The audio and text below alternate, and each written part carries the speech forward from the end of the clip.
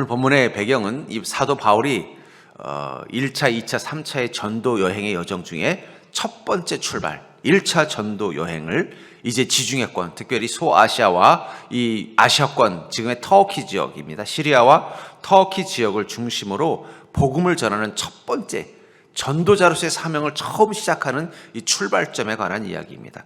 그 여정을 위해서 이곳저곳, 심지어는 이 섬들을 다니면서 복음을 전하다가 이 바보라는 섬에 도달하게 되었습니다. 이 섬에는 근데 이 마법사가 있었어요. 바예수라는 마법사. 이 마법사를 이제 엘루마라는 단어를 쓰는데, 이 마법사가 이 바울이 복음을 전하는 것을 회방하기 위해서 그 섬을 다스리는 총독인 이 바울, 서기오 바울을 자꾸 옆에서 이제 현혹해서 바울을 신뢰하지 못하게 하는 것입니다. 바울은 이 총독이 복음에 관심이 있는 걸 보고 복음을 전하려고 애를 쓰는데도 불구하고 자꾸 방해를 하니까 성령님께서 그 바울 가운데 권능을 줘서 그 엘루마, 바예수의 눈을 멀게 해서 이 사건을 통해서 서기오 바울이 바울을 통해서 예수 그리스도의 제자가 되는 이 과정을 설명하고 있습니다. 이 바울이 이제는 선교사로서, 전도자로서 처음으로 이 사명을 감당하게 된 이 사건 속에 성령의 역사가 나타난 첫 번째 사건이에요. 그 전에 바울은 성령의 역사를 나타나고 행했다는 기록이 없어요.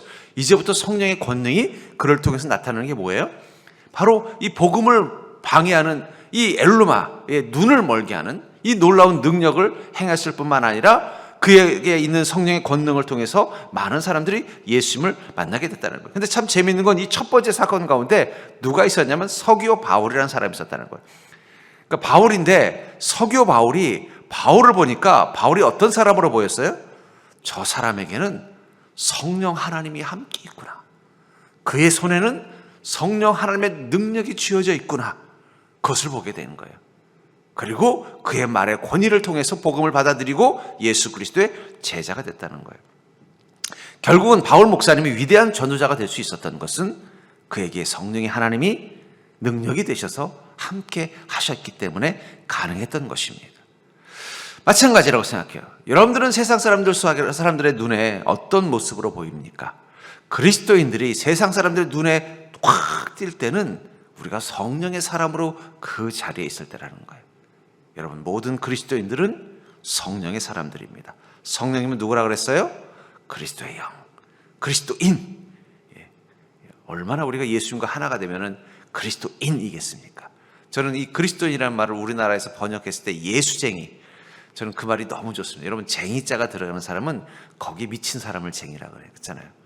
예수에게 미친 사람이 그리스도인이에요.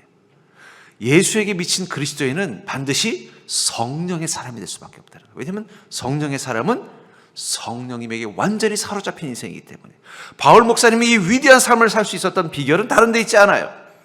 그는 성령이 미친 사람, 성령의 사람, 성령이 완전히 사로잡힌 예수쟁이였기 때문입니다.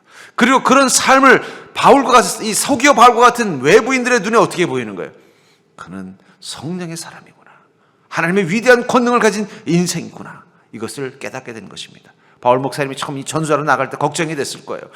처음, 어쩌면 이 교회에서 처음으로 이 전도자라는 선교사를 파송하는 이 사건을 통해 나가긴 나가는데 어떻게 이 일을 감당할지 자신이 없었을 것입니다.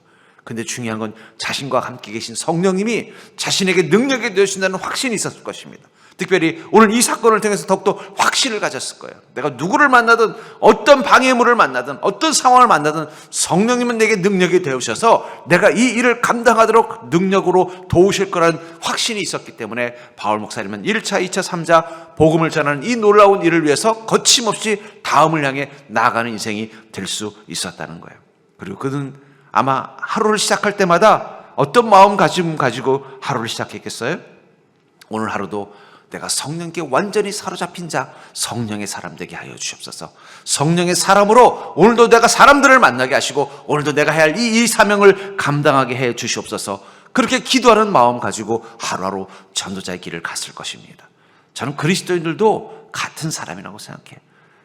여러분들은 예수님을 거룩하게 믿어주는 예수 믿는 사람입니까? 아니면 예수쟁이입니까? 옆 사람 뭐 인사해볼까? 이왕 예수님 믿는 거 믿어주지 말고 쟁이가 됩시다. 여러분, 믿음은 미치는 것입니다. 여러분, 믿음은 미치는 거예요. 예수님께 미치는 게 믿음이에요. 우리 믿어주면 안 돼. 내가 예수님 좀 믿어주지. 그런 사람들 좀 있어요. 초신자들 중에는 그래 하도 그냥 아이고 목사님이 하도 복음 전하니까 내가 한번 믿어줄게요. 이런 사람도 있지만 그런 사람들에게 성령의 능력이 나타나지 않아요.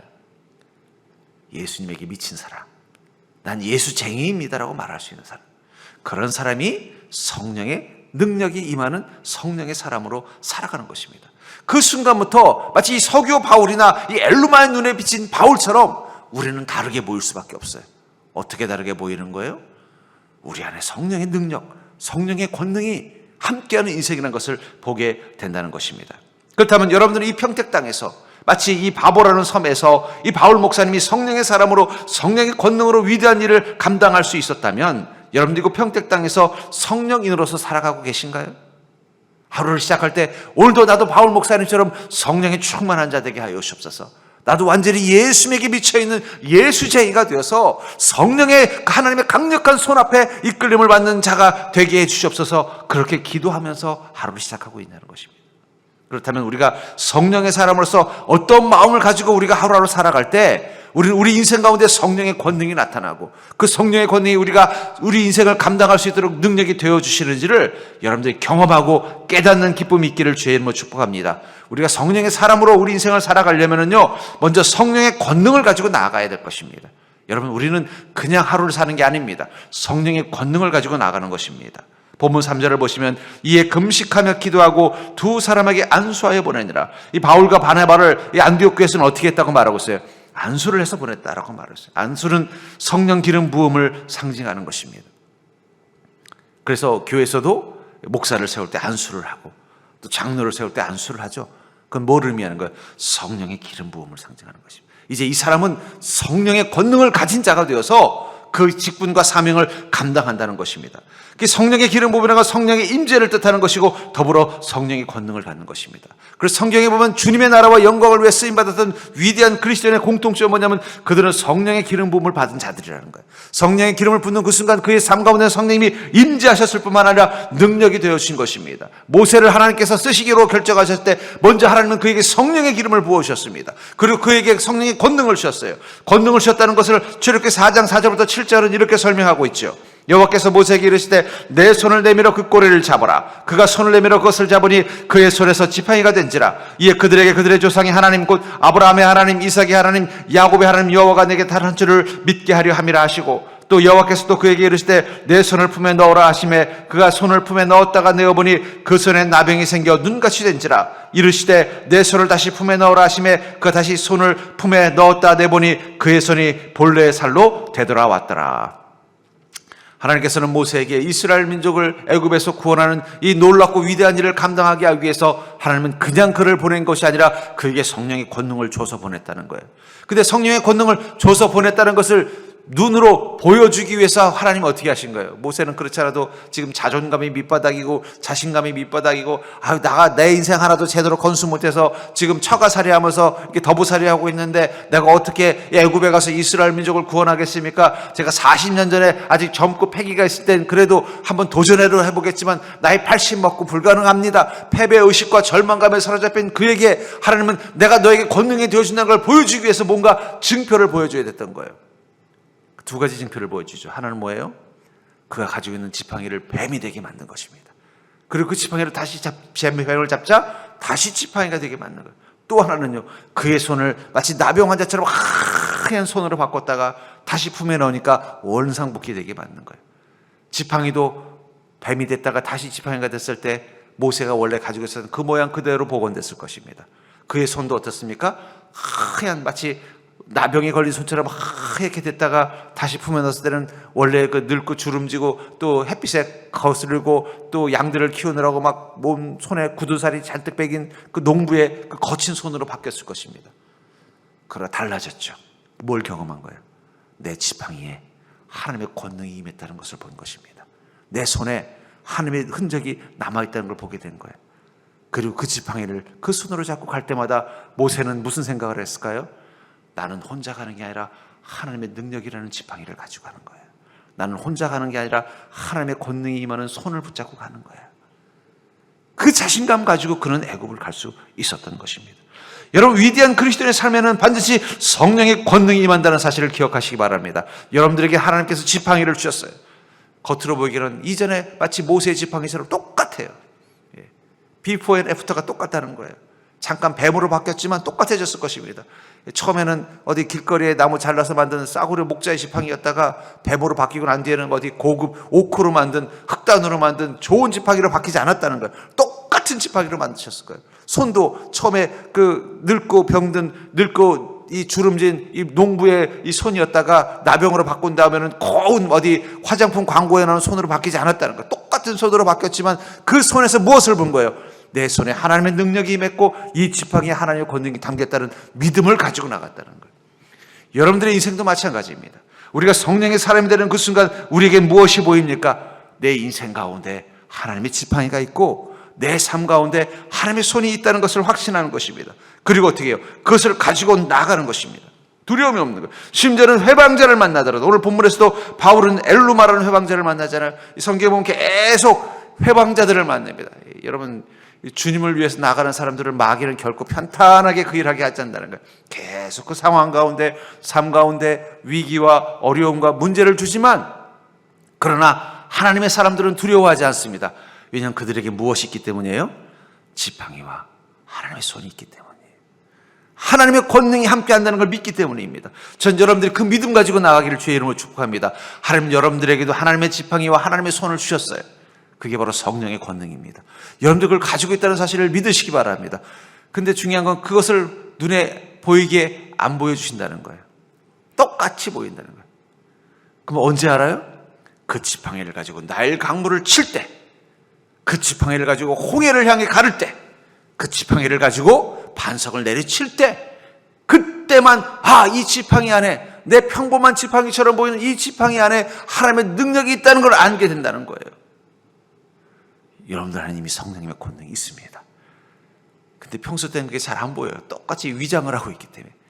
하지만 여러분들 성령의 사람이 되어서 여러분들의 인생의 문제를 주님의 말씀과 믿음의 의지에서 나아가려고 하면은, 마치 모세가 지팡이를 앞세워 홍해를 건너는 것처럼 나아가려고 하면은 그 순간 성령의 권능이 여러분들 안에 있다는 것을 여러분들은 발견하게 될 줄 믿습니다.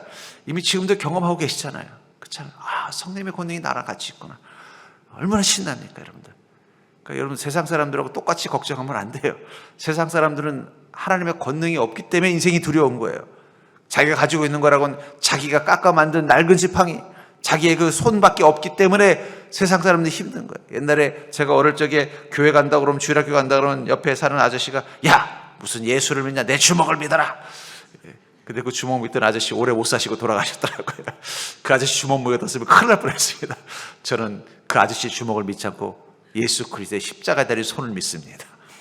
여러분, 우리는 그 하나님의 손을 믿는 사람들이에요. 그 손이 이미 여러분들의 손에 임했다는 거 얼마나 신이 납니까? 그렇죠? 하나님 성령의 권능은 이미 여러분들이 가지고 있어요. 근데 마치 모세의 손처럼 보이는 거예요. 모세의 낡은 지팡이처럼 보이니까 평소 때는 못 느끼지만, 우리가 성령 충만함 가지고 주님이 명령하신 그 길을 가면은 그때마다 내 인생의 엘루마 앞에서 하나님의 지팡이가 나타나는 걸 보게 될 줄 믿습니다. 하나님의 손이 임하는 것을 보게 될 줄 믿습니다. 그 확신 가지고 나가기를 주의 이름으로 축복합니다. 그렇기 때문에 우리는 무엇을 하든 무엇을 가지고 나가야 돼요? 여러분들 아침에 나갈 때 꼭 챙겨가는 거 있잖아요. 뭐 챙겨갑니까? 요즘은 스마트폰인데, 요즘은 키도 안 가지고 다니잖아요. 왜냐면 다 전자키잖아요. 요즘은 자동차도 키가 물론 있어야 되지만 스마트폰은 꼭 가지고 가잖아요. 나갔다가도 아차 스마트폰 하면 다시 들어오잖아요. 그렇죠? 요즘은 그거 없으면 하루 일상을 못해요. 그런 것처럼 여러분들이 하루를 시작할 때 성령의 권능을 무장하고 가셔야 돼요. 어떻게 무장하고 가면 돼요? 하나님께 기도하면서 시작하시면 됩니다. 믿음을 무장하면 되는 거예요. 오늘도 주님께서 나와 함께 하시리라. 내 인생에 어떤 엘루마를 만나더라도 하나님의 손이 임하여서, 하나님의 지팡이가 임하여서 그것들을 내가 쫓아주시리라. 뜨겁게 그 말씀을 믿고 사모하는 마음.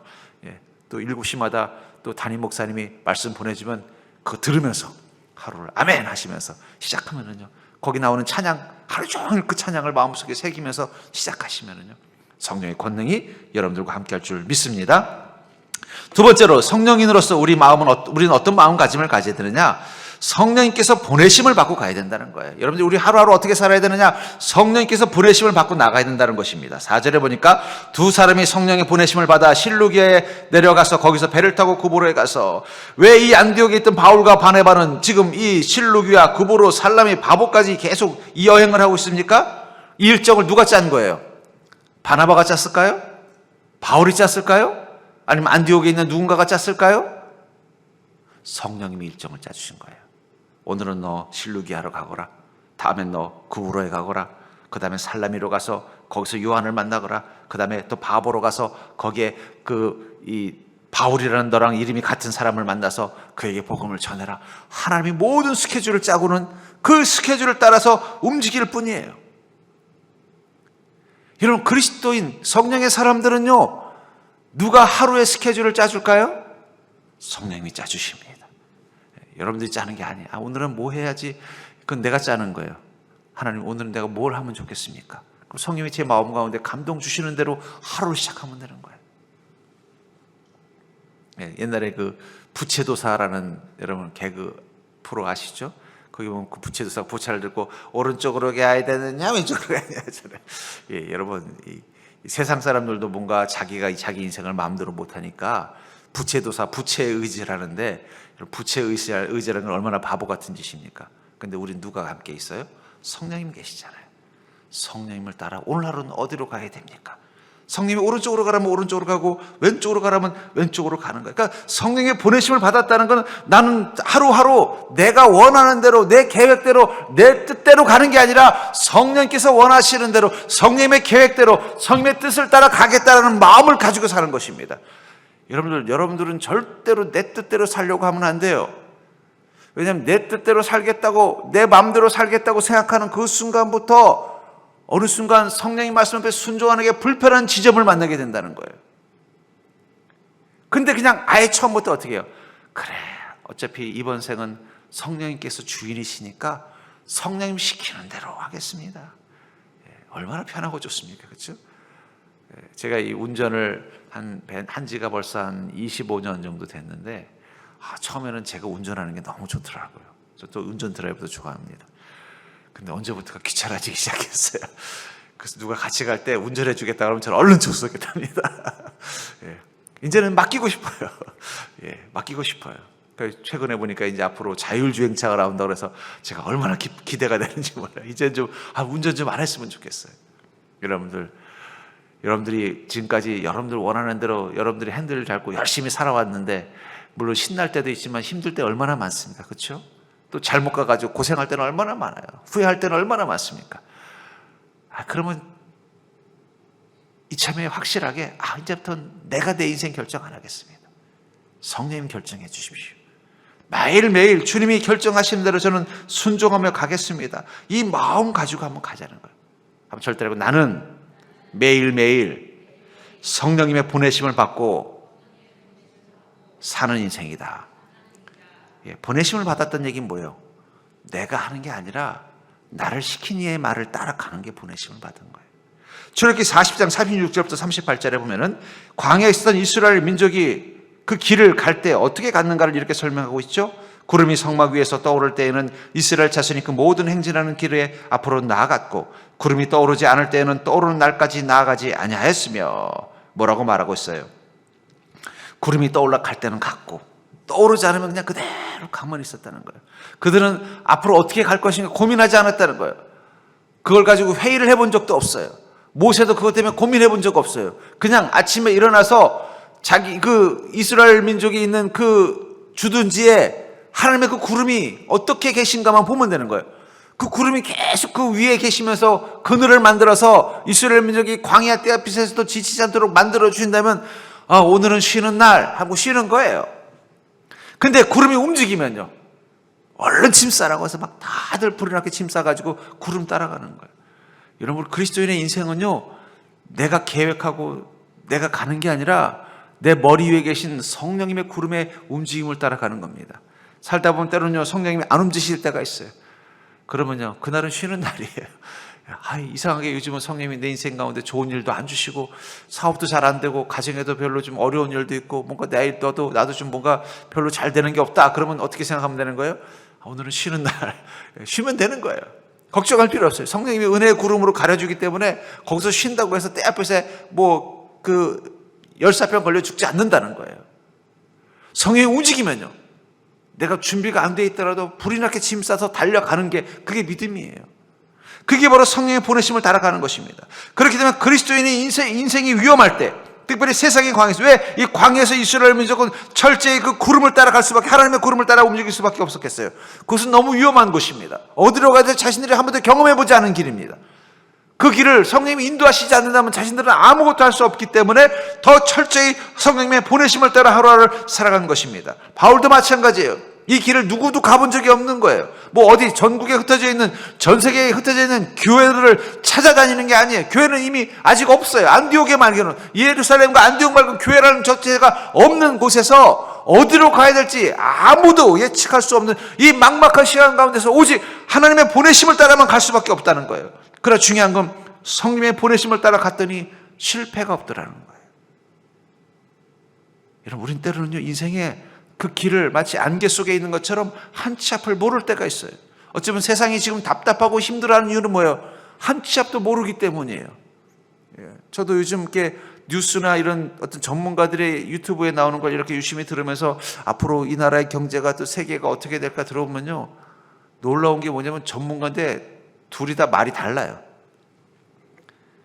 A 사람은 더 어려워질 거라는 사람이 있고, 또 똑같은 유명한 박사인데 곧 회복될 거라고 준비하라고 하는 사람도 있고, 누구 장단에 춤을 춰야 될지 모르겠어요.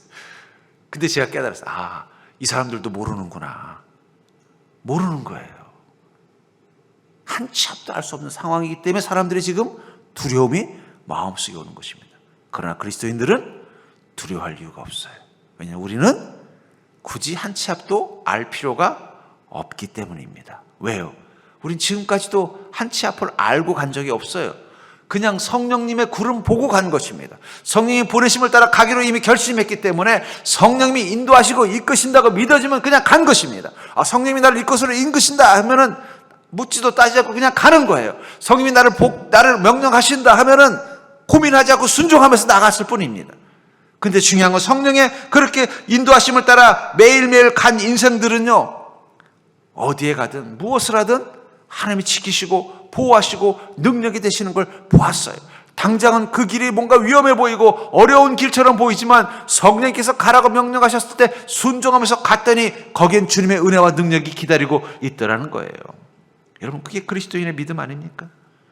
그렇기 때문에 여러분들, 우리 그리스도인이 지금 광야와 같은 시간을 통과할수록, 한 치 앞도 알 수 없는 어두운 안개 속과 같은 길을 가는 시간일수록 우리에게 필요한 믿음은 듣는 믿음입니다. 주님께서 주시는 말씀을 들을 수 있는 믿음, 성령이 보내심의 명령을 들을 수 있는 믿음, 듣는 기도입니다. 주님께서 하시는 그 음성을 들을 수 있는 기도, 특별히 말씀 속에서 날마다 주님의 음성을 들을 수 있는 거예요.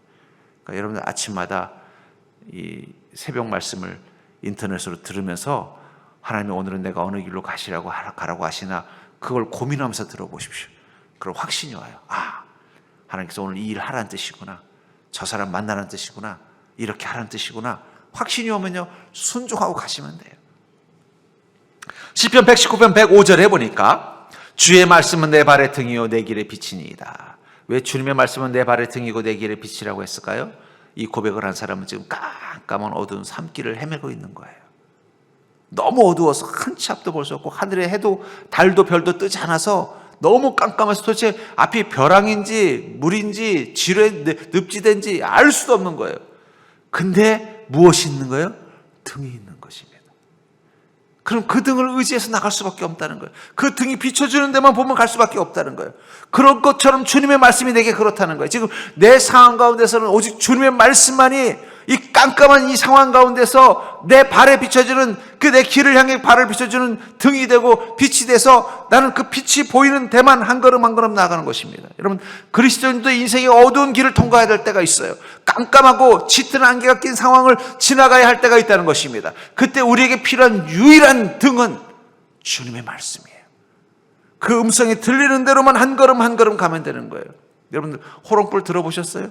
저는 호롱불 들어봤습니다. 옛날에 크리스마스 때 밤에 이렇게 성도님들 가정들 방문할 때 그때는 미리 전날 다 호롱불을 우리 만들었습니다. 만들어가지고 그걸 들고 다니는 거예요. 그러면요, 그 불 등만 있는 데만 이렇게 보여요. 멀리 볼 수가 없어요. 보고 싶어도 안 보여요. 그 등이 비치는 그 희미한 데만 보이는 거예요. 그럼 그거 보면서 한 걸음 한 걸음 나가는 거예요.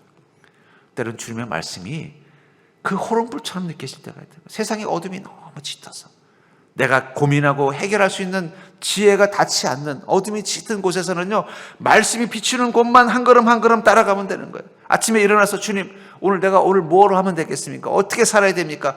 주님이 주는 음성 따라서 오늘 하루만 살겠다는 마음 가지고 그렇게 살다 보면 어느 순간 어떻게 되는 거예요? 그 어두운 길을 다 무사히 통과하고 하나님이 인도하시는 안식처에서 이제는 편안하게 그 깊은 밤 단잠을 잘 수 있는 시간이 기다리고 있다는 거예요. 그 고백을 주님의 말씀은 내 발의 등이요 내 길의 빛이라고 말하는 것입니다. 또 시편 119편 109절에 보면 나의 생명이 항상 위기에 있사오나 나는 주의 법을 잊지 아니하였나이다. 이 사람은 얼마나 인생이 기구했는지 자기의 생명이 항상 위기에 있었대요. 다윗의 고백일 확률이 높죠. 매일매일이 치열한 전쟁을 치르듯 인생의 문제랑 살아야 되는, 늘 아이고 위기, 왜 나는 맨날 이런 일이 있나, 그런 긴장감을 가지고 살수록 어떻게 됐다는 거예요? 나는 주의 법을 잊지 않아했습니다. 그럴수록 주님의 말씀을 내가 의지할 수밖에 없었다는 거예요. 왜냐하면 그래도 주님의 말씀이 있어서 이 깜깜한 어둠 같은 이 위기 속에서도 그래도 신락 같은 길이 보이게 주기 때문이에요. 여러분, 우리에게 왜 말씀이 있는 게 축복일까요?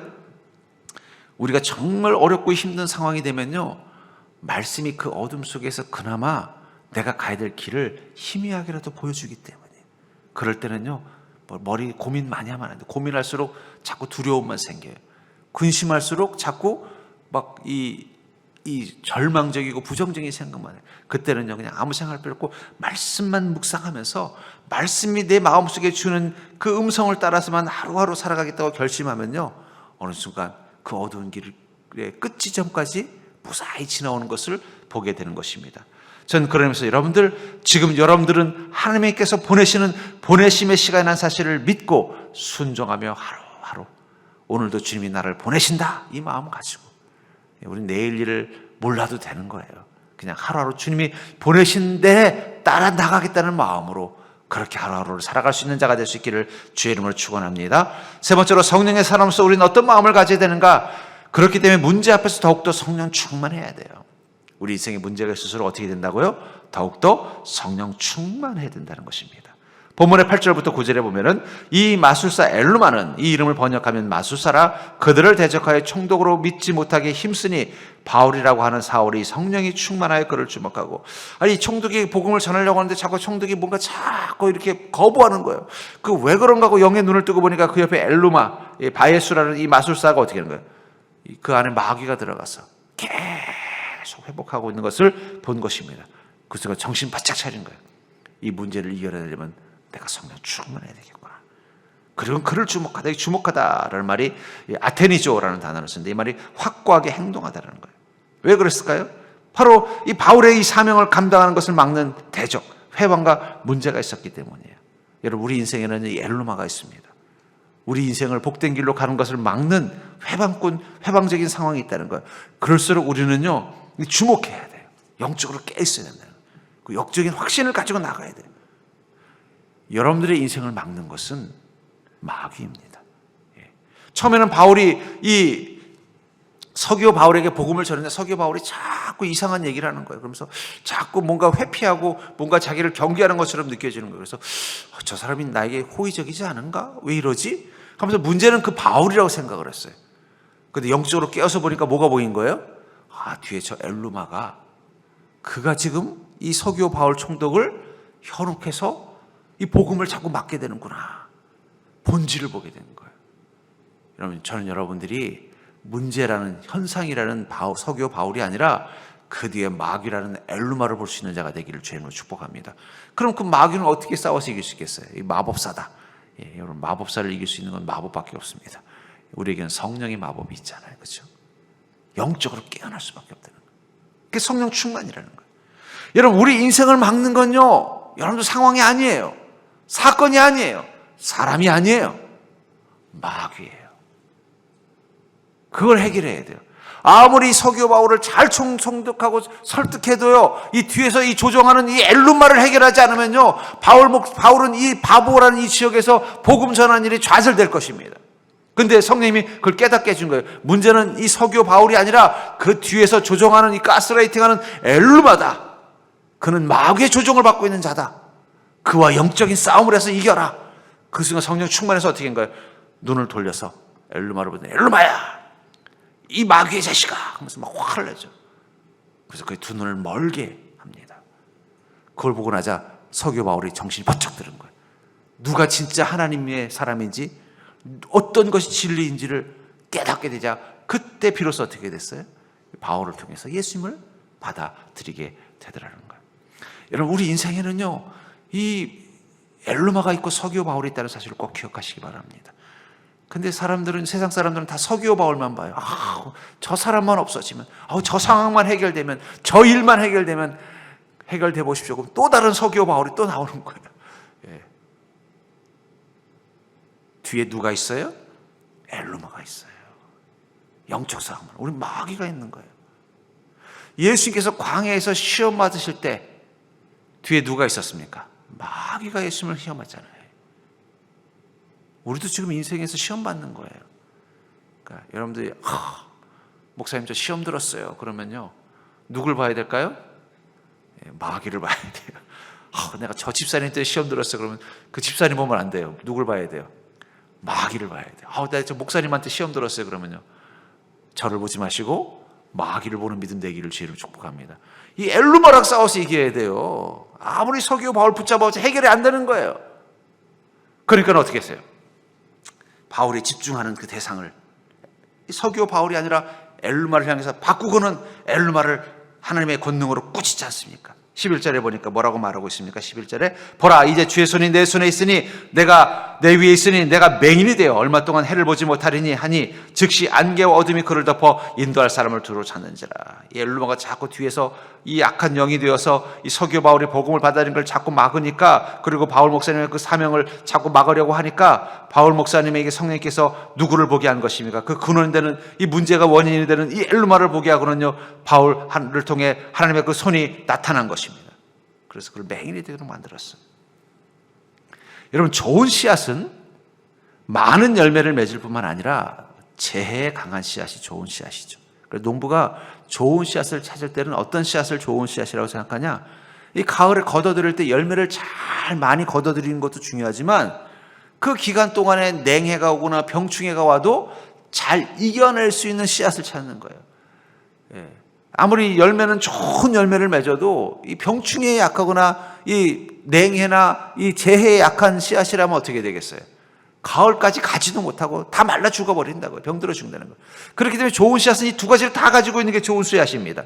많은 열매도 맺고 더불어 재해도 강한 씨앗이 좋은 씨앗인 것처럼 좋은 믿음도 그래요. 좋은 믿음은요, 하늘의 복도 많이 거두는 믿음이지만 마귀와 시험에 강한 게 좋은 믿음이에요. 두 가지가 다 있어야 좋은 믿음이에요. 두 가지가 다 있어야 좋은 씨앗인 것처럼 말이에요. 아무리 좋은 열매를 많이 맺어도 그 열매를 맺는 가을까지 견딜 수 있는 힘이 없다면, 그 비바람에 그 때 앞에서 그 병충해를 이길 힘이 없다면 그건 좋은 씨앗이 될 수 없는 거예요.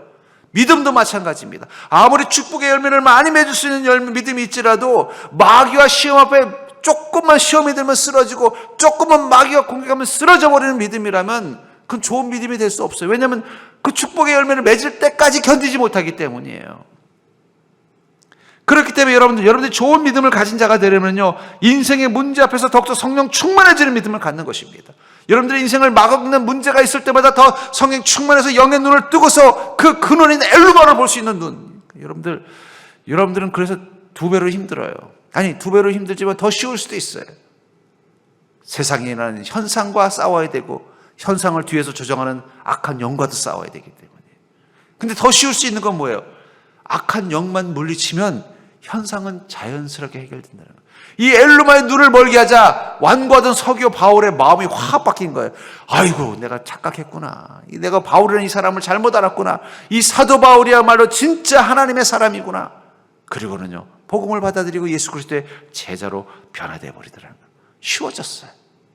그걸 모르고 계속 엘루마가 원인이라는 생각을 못하고 계속 서기오 바울만 붙잡고 어떻게든 해보려고 했으면요, 아마 그 바보라는 섬에서 바보 됐을 거예요, 바울 목사님이. 그리고 그냥 아이고 나는 이 선교 못하겠다, 난 재능이 없나 보다 하고 돌아갔을 거예요. 그런데 성령 문제 앞에서 어떻게 해요? 자기를 가로막는 이 문제 앞에서 성령 충만해서 그 성령의 눈으로 보니까 그 서기오 바울 뒤에 있는 엘루마를 본 거예요. 그 악한 영을 본 거예요. 마귀를 본 거예요. 그걸 영적으로 대적해서 어떻게 해요? 그를 쓰러뜨리고 나자 그 다음부터 모든 문제가 해결되더라는 거예요. 출애굽기 6장 1절에 보면은 이 모세를 통해서 하나님께서 이 바로를 쓰러뜨리고 이 이스라엘 민족을 애굽 땅에서 잘 건져내는 이 일을 하는 것을 이렇게 말하고 있죠. 여호와께서 모세에게 이르시되 이제 내가 바로에게 하는 일을 내가 보리라. 강한 손으로 말미암아 바로가 그들을 보내리라. 강한 손으로 말미암아 바로가 그들을 그의 땅에서 쫓아내리라. 이스라엘 민족을 애굽에서 건져내는 데 필요한 것은 바로를 쓰러뜨리는 것입니다. 그것을 하나님이 아시기 때문에 어떻게 한 거예요?